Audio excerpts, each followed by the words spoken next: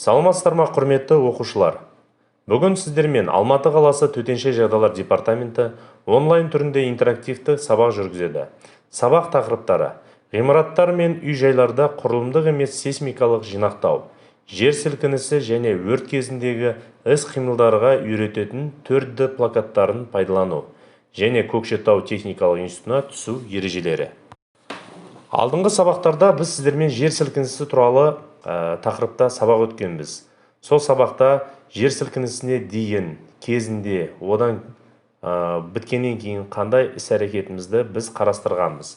Сондықтан бүгінгі тақырып жер сілкінісіне дейін және кезінде қандай үйдің ішіндегі, сыныптағы және басқа жағдайда ғимараттың ішінде, болмаса далада жүрген кезде біздің іс-шараларымызды қарастырамыз. Ішкі бөлмеде не қауіпті?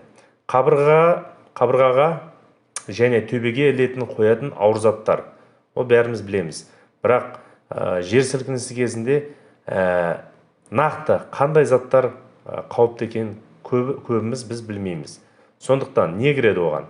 Терезедегі кондиционерлер, лампалар, люстралар, қабырға полкасында тұрған барлық заттар, ілініп тұрған заттар, суреттер, картиналар, айналар, қабырға сағаттары, ілінулі өсімдіктер, осы айтылған заттар, тағы басқа заттардың бәрі жер сілкінісінің кезінде үлкен қауіп ойнайды.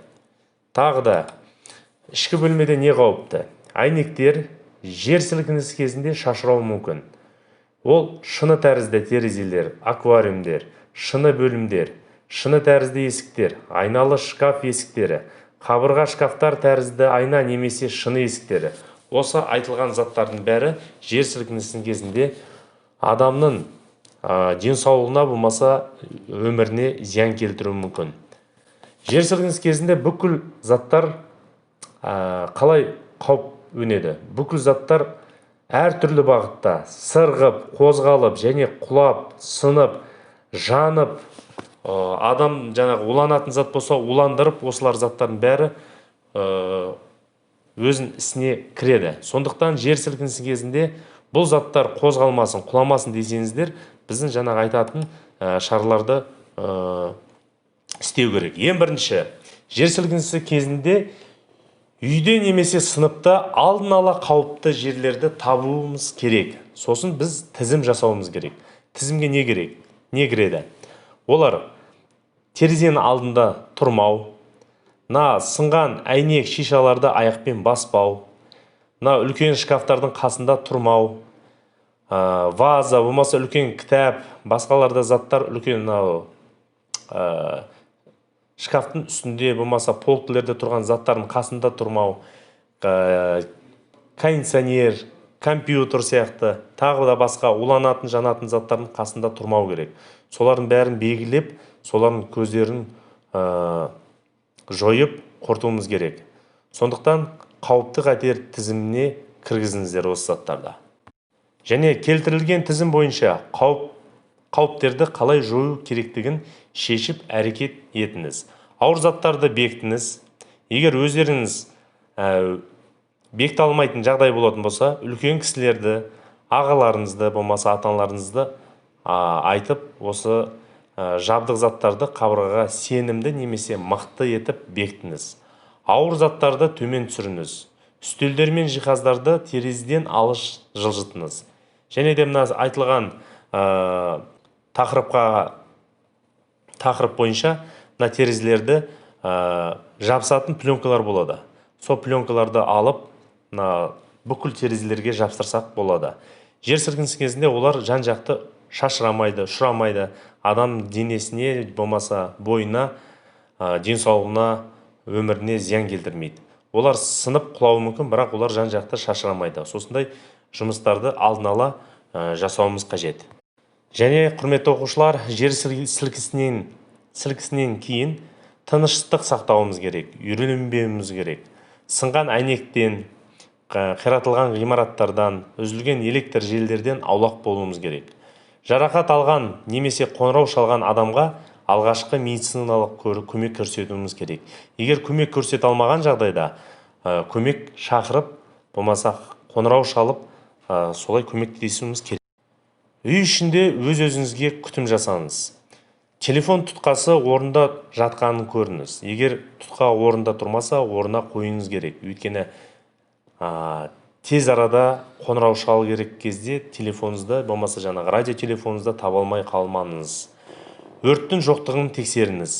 Егер өрт болған жағда дереу оны сөндіріңіз. Егер сөндіруге мүмкіндігіңіз болмаса, қоңырау шалып 101 нөміріне өрт сөндірушілерге хабарласып, дереу айтып, ғимараттан шығып, көршілерге айтып босату керек үйді. Газды, суды және электр қуатын жақсылап тексеріңіз. Егер газдың иісі сезіліп тұрса, сіріңке, шам, оттық, электр аспаптарын ажыратып, өшіріп пайдаланбау керек. Терезелерді барынша ашып, ғимараттан дереу шығып, шұғыл көмек телефондарына хабарлау керек. Егер газдың иісі шығатын болса, 104 нөміріне хабарласасыздар. Осымен айтылған сабақ тақырыбы ғимараттар мен үй-жайларда құрылымдық емес сейсмикалық жинақтау тақырыбы бойынша осымен сабағымыз аяқталды. Назарларыңызға үлкен рахмет.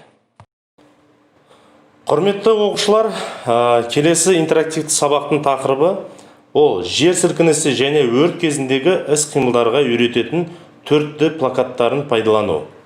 Демек, не істейміз? Ең бірінші тегін қосымшаны жүктеп алу керекпіз. Ол Google Play және App Store арқылы. Өздеріңіз көріп тұрғандай, сол қосымшаны азбука безопасности 4D деген қосымшаны жазып алу керекпіз. Одан кейін қосымшаны іске қосып тілді таңдаңыз.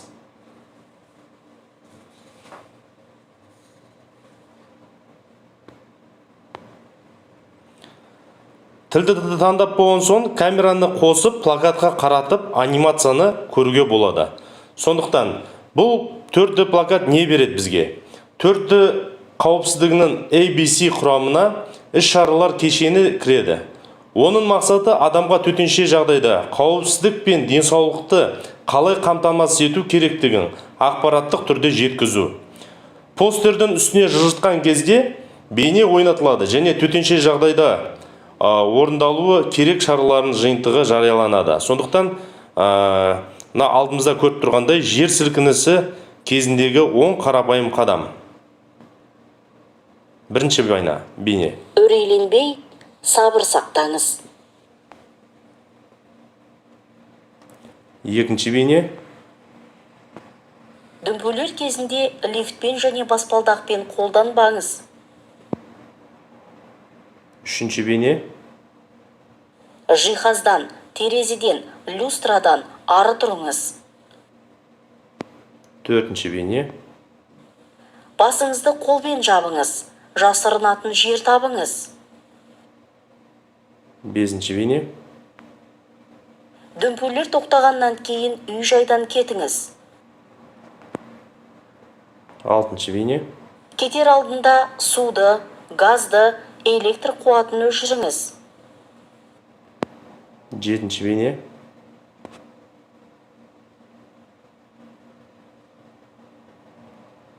Төтенше жағдайларға арналған шабаданды алыңыз. Сегізінші бейне. Электр желілерінен, ғимараттардан, ағаштардан аулақ тұрыңыз. Тоғызыншы бейне. Қайталанған дүмпулерге дайын болыңыз. Және 10-шы бейне. Балаларға, қарттарға, мүмкіндігі шектеулі адамдарға көмек көрсетіңіз. Құрметті оқушылар, өздеріңіз көргендей, осы 4D плакат арқылы біраз нәрсені үйренуге болады. Демек, бұл тек балаларға ғана емес, үлкен кісілерге де ыңғайлы болады. Оған қоса, өздеріңіз көргендей, шұғыл көмек телефондары да көрсетілген. Өртке қарсы қызметі 101 нөмірі, полиция қызметкерлері 102 нөміріне, жедел медициналық жәрдем 103 нөміріне, газ қызметі 104 нөміріне, құтқару қызметі 109 нөміріне, және бірыңғай кезекшілік диспетчерлік қызметі 112 нөміріне хабарласып жәрдем сұрасаңыздар болады. Оған тағы бөлек қосымша кеңес алам дегендерге келесі нөмір 1308 және 8 727 338 33 88 нөміріне Open Алматы деген нөмірге кеңес алсаңыздар болады.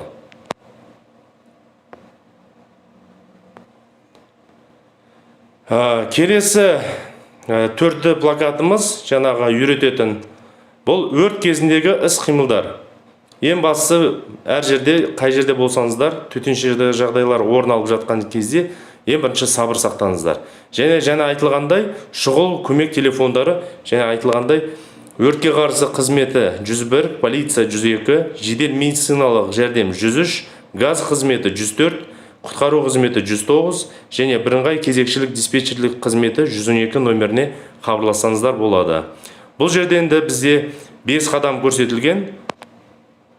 Бірінші бейне. Түтін иісін сезсеңіз, немесе тұтану ошағын көрсеңіз, дереу 101, 102 телефондары бойынша өрт қызметіне хабарласыңыз. Екінші бейне. Үрейге бой алдырмаңыз. Негізгі және қосалқы эвакуациялау жолдарын пайдалана отырып, эвакуациялық нұсқаулар бойынша өрттен жылдам кетіңіз. Үшінші бейне. Егер эвакуациялауға мүмкіндік болмаса, онда жылу мен түтіннен қорғану үшін үй жайыңызды тығыз қымтау керек. Сыртқы есікті нық тығыз жауып, ішінен есіктегі саңлауларды кез келген матамен бітеу керек. Терезе мен жел көздерін тығыз жабыңыз. Есіктегі тесіктер мен саңлауларды шүберекпен бітеп, оны үнемі сулап тұру керек. Төртінші бейне. Егер үй жайдың іші түтінге толып кетсе, аузыңыз бен мұрныңызды дымқыл шүберекпен, бет орамалмен немесе жеңіңізбен жауып, терезе жаққа еңбектеп қозғалыңыз және терезенің қасында болыңыз. Және бесінші бейне. Өзіңізден кейін есікті тығыз жауып, ғимараттан жылдам кетіңіз. Ал енді құрметті оқушылар, осы бейнелер төртті плакаты сіздер үшін Алматы қаласы төтенше жағдайлар департаменті және Алматы қаласының әкімдігі бірлесіп осындай сіздерге плакаттар дайындап шығарып жатыр. Енді осыны тек өздеріңіз емес, сіздердің туған туыстарыңыз, інілеріңіз, қарындастарыңыз, сіңлілеріңіз бар болса, соларға осы тегін қосымшаны жүктеп алып, азбука безопасности в 4D деген осындай қосымшаны жазып алғандарыңыз дұрыс болады.